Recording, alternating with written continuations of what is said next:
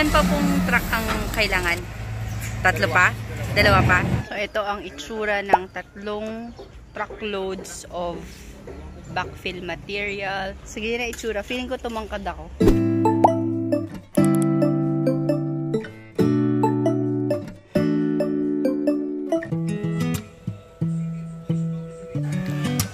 Hi!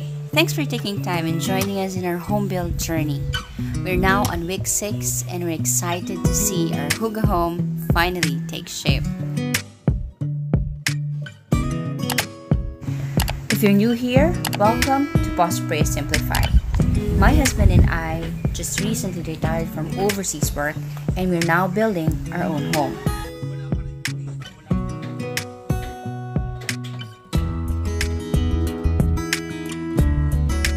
This week's targets are to remove the formworks from the last 3 columns that we did last week, to procure backfill materials for the first floor, and if we still have time, install the beam rebar for the second floor.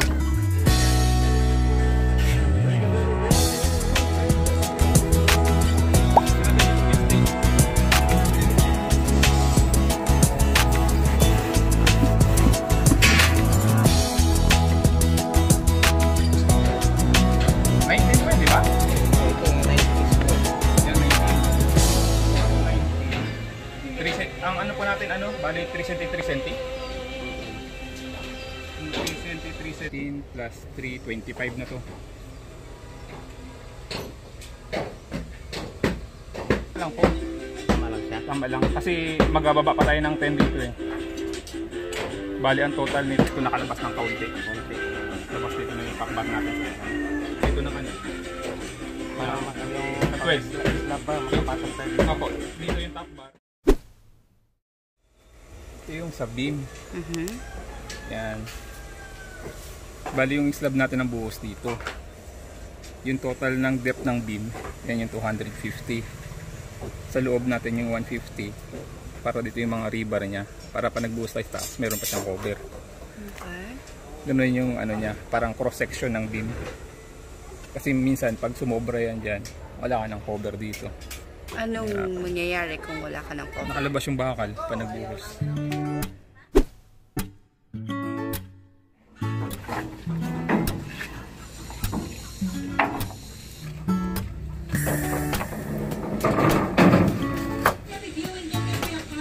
Mike is preparing the formworks. Good morning, Mike!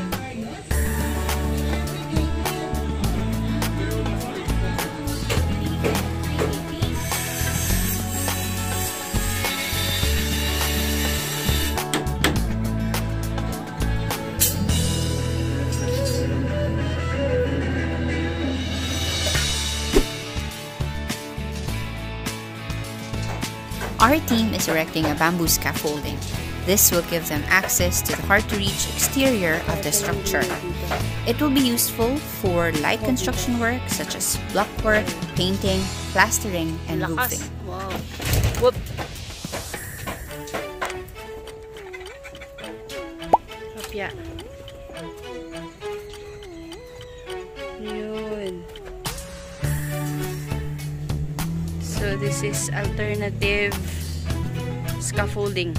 Our team prefers to use bamboo scaffolding because it is 6 times faster to erect and 12 times faster to dismantle. Kuya Dali, nasa bubong, nagtatayo sila ng bamboo scaffolding. Si June, tapos nakiklear na rin yung scaffolding. Kasi magbubuhos sila today or tomorrow. Hindi ako makatalon kasi medyo mataas. Clumsy ako masyado, hindi ako makapasok. So pag natambahan na yan, sa ako makakapasok at makakuha ng detalye. Pero so far so good, praise God. Okay naman sila.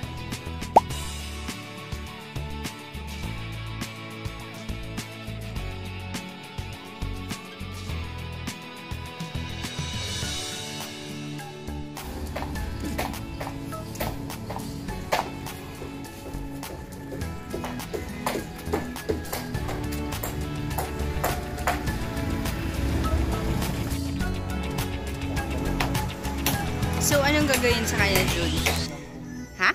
Hagdan po. Hagdan. Para kahit ikaw, pwede ko marakyan. Ah, okay. So, itong dalawang to, hagdan siya. Tapos, saan move, ano siya, nagagalaw-galaw? Hindi, Na? tutuhigin ito ng kahoy dito. Okay. Katog ng kahoy. Okay. Yan, para sa estate. Safe yan? So, this is the finished product of June. This was the ladder. This is the ladder that he was talking about earlier. That will give us access to the guys up there. Dumating na yung panambak. Although, mabato siya, hindi ko alam kung paano nila igagamitin yan.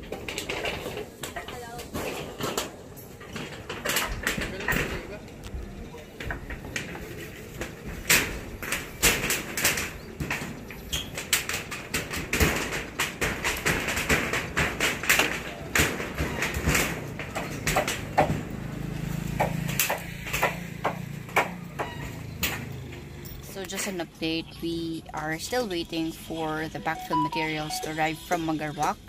We've already had one delivered and we are waiting for 3 to 4 more truckloads of backfill materials. So we've been waiting for an hour now. The source of the materials is around 9 to 10 kilometers away, so that would take roughly between 10 to 15 minutes, and we thought we'd finish everything by today because we already had a 2-day delay and we have a schedule to follow because it's now the rainy season, so we cannot afford to wait and wait and wait. So there was a delay because Ed's truck was malfunctioning the other day, so we had to fix it first. So now that we are here, we hope to finish by today, otherwise we'll miss a few days this week. But anyway, we'll just be patient. What can we do, right? So I'm just here reading and Albert is playing Angry Birds. So hintay pa tayo, hintay pa. A few moments later.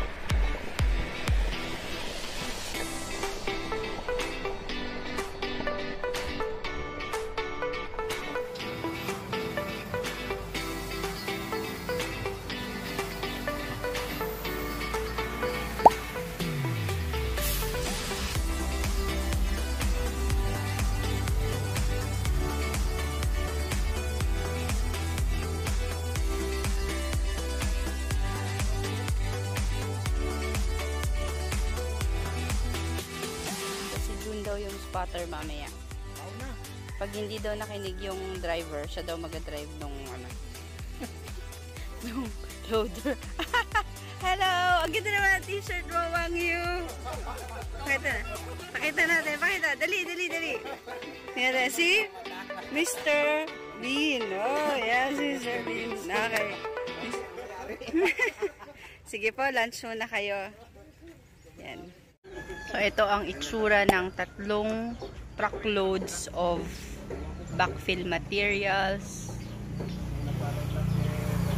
Kulang pa ng mga 2. Ay! Kirang, sino yan? Hello! Si Wang yung laging nag-hello, oh. So, nagmamerienda sila. Shy kasi yung iba eh. Diba?